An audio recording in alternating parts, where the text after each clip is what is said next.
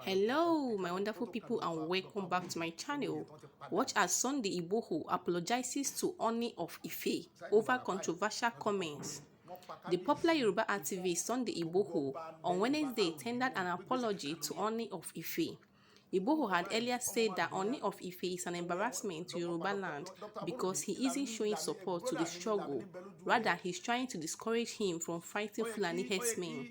After much reactions, the popular freedom fighter has tendered an apology to Ooni of Ife in a live interview section. Alright, my wonderful people, do wait to watch this video to the end, but don't forget to subscribe to this channel. Thank you. Àlàáfíà ò sí ilẹ̀ Yorùbá rárá. Àlàáfíà ò sí ilẹ̀ Yorùbá. Kò sálàáfíà ilẹ̀ Yorùbá. Wọ́n kàn pa wá káàkiri, wọ́n jí wa gbé, wọ́n gba ransom lórí wa lórí ilẹ̀ bàbá wa. Gbogbo nǹkan tó ń dùn mí lọ́kàn nílé yẹn, kì í ti pé bóyá pé nǹkan kan gbogbo oríṣiríṣi kan tí ń ṣẹlẹ̀ ní Yorùbá. Àwọn tá a dẹ̀ fi so lórí tán láwọn rúùlù wa Nàìjíríà ń bí wọn ò rí tiwa rò. Àwọn ò rí tiwa rò, wọn kò sí nǹkan tó kàn wá pẹ̀lú tiwọn. Wọ́n kàn ń gbádùn àwọn àtàwọn fámìlì wọn àtàwọn tó ń jọ jẹ ni wọ́n jọ mọ́ra wọn. Náà jọ ń jayé. Bọ́n ṣe ń jayé ìlú èbó náà ń jayé Dubai káàkiri. Gbogbo àwọn tẹ́lẹ̀ ń ṣèjọba lórí wọn ò rí sẹ́sẹ́. Ìyà ń jẹ wọ́n kiri, wọ́n ń sọ̀kadà, wọ́n ń ṣe márúwá, àwọn ọmọ tó parí yunifásitì, wọ́n ń solóso káàkiri títì, wọ́n daṣẹ́wó. Ẹ̀rẹ̀ rí tiwa rò, gbogbo nǹkan tó dùn wá lélẹ́yìí kì í ṣe pé nǹkan kan. So wọ́n ní mo sọ̀rọ̀ sí bàbá wa Ọọ̀ni of Ifẹ̀, èmi àti bàbá wa Ọọ̀ni of Ifẹ̀ àti bàbá mi Olúgbọ́n àti sọ̀rọ̀ lórí fóònù. Bàbá dẹ̀ lóhun ti bó ṣe yẹ kó rí èyàn ní bú ọba lẹ́yìn kó déwájú ẹ̀ kó ní mo bú. Ọmọ Yorùbá ni nínú àṣà Yorùbá. Ìran Yorùbá ò gbà ká mọ bú àwọn bàbá wa. Ṣùgbọ́n bọ́rọ̀ yẹn ṣe ká mi lára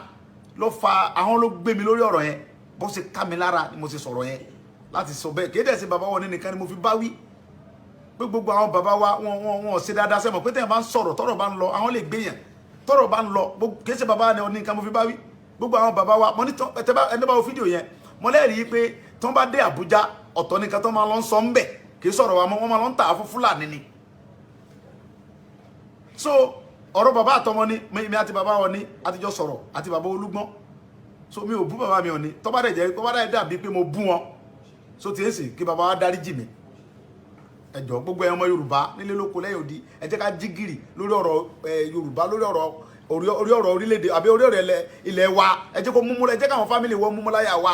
pípa kidnap gbogbo tó ń ṣe yìí ó ti tó ẹ jẹ́ ká gbogbo ọjọ́ parapọ̀ kájọ jàjà ẹ má jẹ́ ká dìtẹ̀ ẹ má jẹ́ ká tẹ̀lé àwọn olóṣèlú yẹn. Wọ́n dẹ̀ ń pariwo wọ́n ní bàbá wọn ní wọ́n ti lọ gbó ohun tó àwọn tẹ́ bá wo fídíò yẹn ohun tó bá débi ọ̀rọ̀ yẹn ní pé àwọn kan ń gbé oríṣiríṣi ń sọ ẹ̀rí pé bàbá wa Ọọ̀ni wọ́n ti lọ gba owó fún Sunday Igboho l'Abuja wọ́n ti lọ soríṣi wọ́n ti lọ gbowó lọ́wọ́ Buhari kìíní kan la bá débi ọ̀rọ̀ yẹn. Ẹ ti understand bàbá mi Ọọ̀ni gẹ́gẹ́ mọ̀ pé mi ń gba 10 kọ́bọ̀ píìnì báyìí lọ́wọ́ àwọn ntọ́lọ́hún. Gbogbo nǹkan tí mò ń ṣe pé ojú ọ̀gbọ́dọ̀ ti Yorùbá wọ́n gbọ́dọ̀ pé àwọn bàbá náà gbọ́dọ̀ mọ̀ pé àwọn náà ní àwọn ọmọ akin àwọn Fúlàní gbọ́dọ̀ mọ̀ pé àwọn ọmọ akin ń bẹ káàkiri ilẹ̀ Yorùbá. Ṣé Sunday Igboho nìkan alágbára èmi tún kéré náà alágbára tí ń bẹ ilẹ̀ Yorùbá náà alágbára ń bẹ lẹ́kọ̀ọ́ wọ́n ń bẹ lọ́sùn tán strong jù mí lọ gan wọ́n ń bẹ níbàdàn yìí gan wọ́n ń bẹ káàkiri tán strong. So but kálukú ẹ̀rù náà ní ba gbogbo àwa tájọ jẹ́ pé kíní bọ́ ẹnìkan náà ní ọkọ̀kọ́ bàbá mi á sọ pé ẹnìkan lọ́kọ́kọ́ dé Ghana torí pé Ghana dùn gbogbo ẹjẹ́ yìí kájọ sọ́wọ́sowọ́pọ̀ ẹ má jẹ́ ká bínú ara ẹ má jẹ́ ká sọ̀rọ̀ tí ò dá síra wa ẹ má jẹ́ ká discourage ara wa ẹ jẹ́ kájọ dìde ní ká dọ̀gbọ̀n yà inú àwa nìyà ń jẹ ẹ jẹ́ ká náà rántí pé àwa náà bímọ àwa náà ti ń bímọ ń sìn ẹ jẹ́ ká fi ń parí lẹ̀ fún àwọn ọmọ tá a bá bí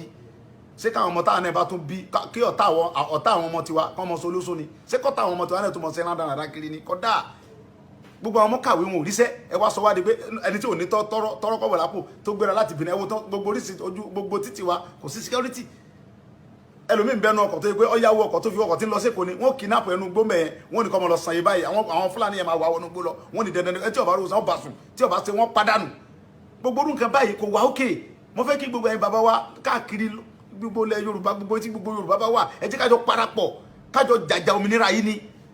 kọ́lọ́n dẹ̀ gbé wa kó gbé Yorùbá délẹ̀ lérí kọ́lọ́n gbalẹ̀ Yorùbá fún wa kó gbalẹ̀ Yorùbá fún wa lọ́wọ́ àwọn tí ń gbé wa pa lọ́wọ́ àwọn tí ń dà wá láàmú yìí kó gbà lọ́wọ́ àwọn Fúlàní agbénipa yìí ẹ dákun mo bẹ̀ wá ẹ dákun tó lórí ọ̀rọ̀ bàbá wọn ni èmi àti bàbá mi Ọọ̀ni àti sọ̀rọ̀ àti bàbá Olúgbọ́n ẹ lọ pè wọn kẹ wádìí èmi àti wọn ti sọ̀rọ̀ tó ti yé sì kéde sí bàbá wa nìkan ni mò ń bá wí mo fi ń bá gbogbo àwọn ọba wa kó lè jí gìrì so àwọn ló gbé mi débi ọ̀rọ̀ yẹn àwọn ló gbé mi débẹ̀ yẹn so mo fi ń ta wọ́n jí ni pé kí wọ́n support wa mi ì dẹ̀ gba tẹ́ńkọ̀ bọ̀ kò sí ọba kẹ́kẹ́ tó ní mo gba tẹ́ńkọ̀ bọ̀ lọ́wọ́ òun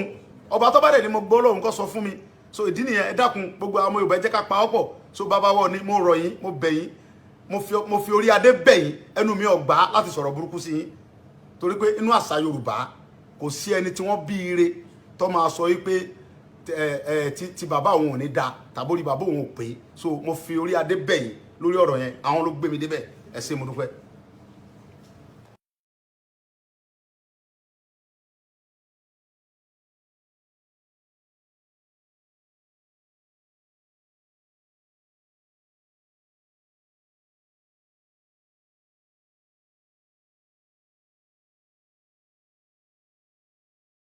ẹ̀yin bàbá wa àtẹ̀yin mọ̀mọ́ mi àtẹ̀yin àǹtí mi ẹ̀gbọ́n mi tẹ wà ní gbogbo ilẹ̀ Yorùbá káàkiri àti gbogbo ilẹ̀ kóòtù òjíire pátápátá àti lókè òkun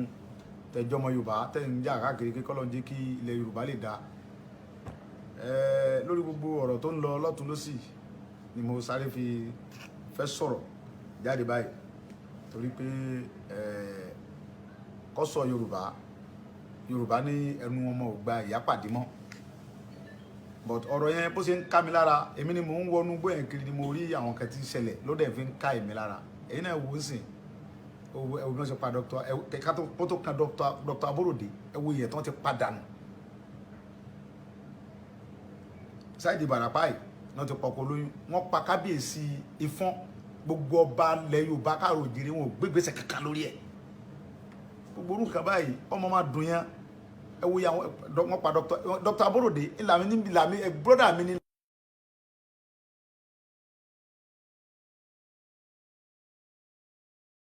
ẹ̀yin bàbá wa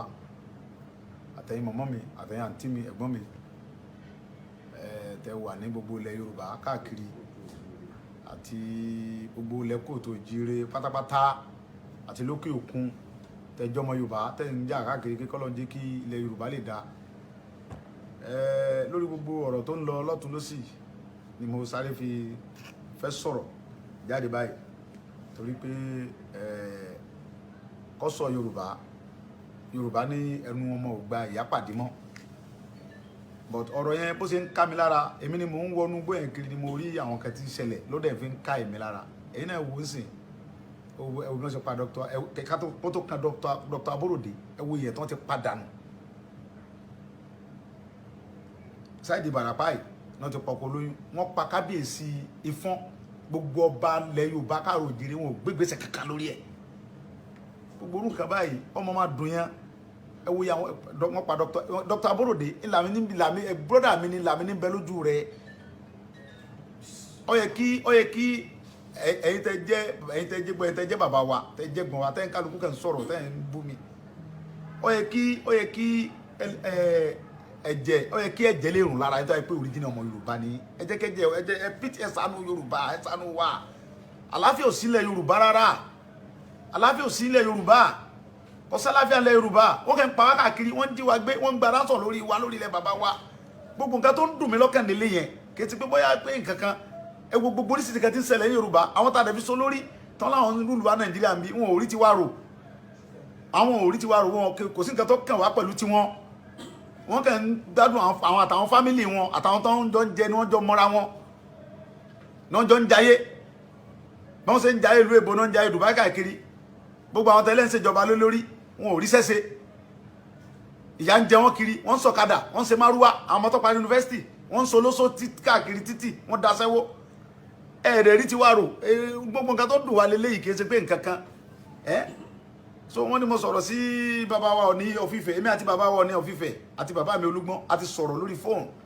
bàbá dẹ̀ lóhun òun ti bó ṣe yẹ kó rí èyàn ní bú ọba lẹ́yìn kó déwájú ẹ̀ kó ní mo bú ọmọ Yorùbá ni nínú àṣà Yorùbá ìran Yorùbá ò gba ká mọ bú àwọn bàbá wa ṣùgbọ́n bọ́rọ̀ yẹn ṣe ká mi lára ló fa àwọn ló gbé mi lórí ọ̀rọ̀ yẹn bó ṣe ká mi lára ni mo ṣe sọ̀rọ̀ yẹn láti sọ bẹ́ẹ̀ kéde sí bàbá wọn nìkan ni mo fi bá wí pé gbogbo àwọn bàbá wa wọn ṣe dáadáa sẹ́mọ̀ pé tẹ̀yàn bá ń sọ̀rọ̀ tọ́rọ̀ bá ń lọ àwọn lè gbéyàn tọ́rọ̀ bá ń lọ kìí ṣe bàbá ni nìkan mo fi bá wí gbogbo àwọn bàbá wa mo ní ẹni bá wo fídíò yẹn mo lẹ́rìí pé tí wọ́n bá dé Àbújá ọ̀tọ̀ nìkan tó máa lọ sọ ń bẹ̀ kì í sọ̀rọ̀ wa mọ́ wọ́n máa lọ ń tà á fún Fúlàní ni